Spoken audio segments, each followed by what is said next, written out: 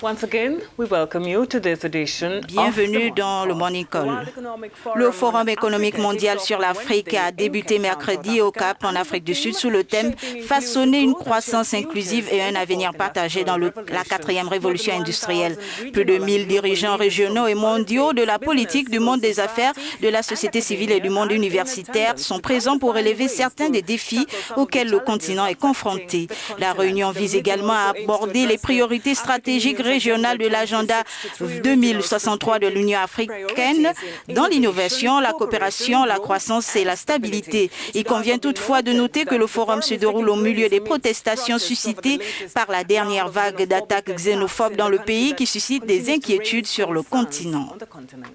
En effet, Linette, l'Afrique du Sud a renforcé sa sécurité et un important dispositif policier a été mis en place alors que le bilan des victimes est passé à 7 morts ce mercredi. Et si le calme semble être revenu, cela n'a pas empêché de nombreux chefs d'État africains de boycotter purement et simplement la rencontre. On peut citer par exemple le président nigérian Muhammadu Buhari ou encore le Rwandais Paul Kagame. À ce propos, notre envoyé spécial à Cap-Town, Amelia Martha Nakitimbo, nous rejoint dans ce programme.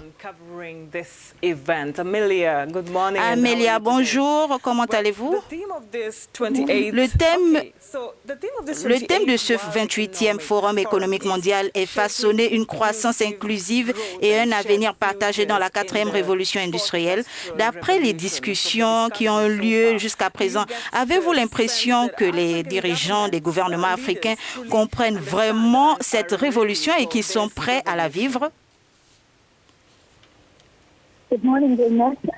Bonjour Linette. En effet, pour que les gouvernements puissent promouvoir le progrès technologique, ils ont besoin des gens qui comprennent cette technologie et qui savent comment la mettre en œuvre. Les dirigeants présents à ce forum ont dû faire face à la question de l'état de préparation. Ce qui est intéressant à propos de la 4e révolution industrielle, ce sont les termes, les concepts et les idées qui sont encore difficiles à saisir pour tout le monde, comme la technologie, la chaîne des blocs et l'utilisation de la crypto-monnaie.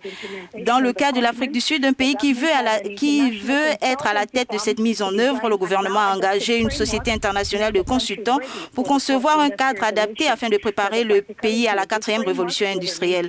Le caractère pratique de ce cadre reste à revoir. Une autre question qui a été réitérée est la 4e révolution industrielle renforcera ou non l'inégalité en donnant à la minorité un riche levier sur la majorité défavorisée. Alors, près de 1000 participants sont attendus au total au cours de l'événement de cette année, mais on vient de le dire, de nombreux chefs d'État africains ont décidé de boycotter la rencontre à cause des violences xénophobes de ces derniers jours. Combien ont finalement honoré l'invitation ? Le jour de l'ouverture, les présidents Zouédé Sahle-Work d'Éthiopie, Mogwiti Masisi de Botswana, Emmerson Mnangagwa de Zimbabwe, Yoweri Museveni d'Ouganda et Danny Ford des Seychelles étaient présents mercredi. Il n'y a pas de communication officielle sur ceux qui ont annulé à la dernière minute.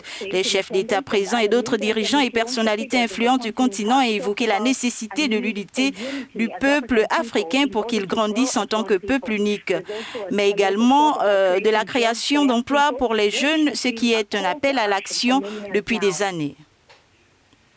Au cours des 2 derniers jours du forum, à quoi pouvons-nous nous attendre? Il y a des discussions sur les opportunités et les défis de la mise en œuvre de l'accord continental de libre-échange africain.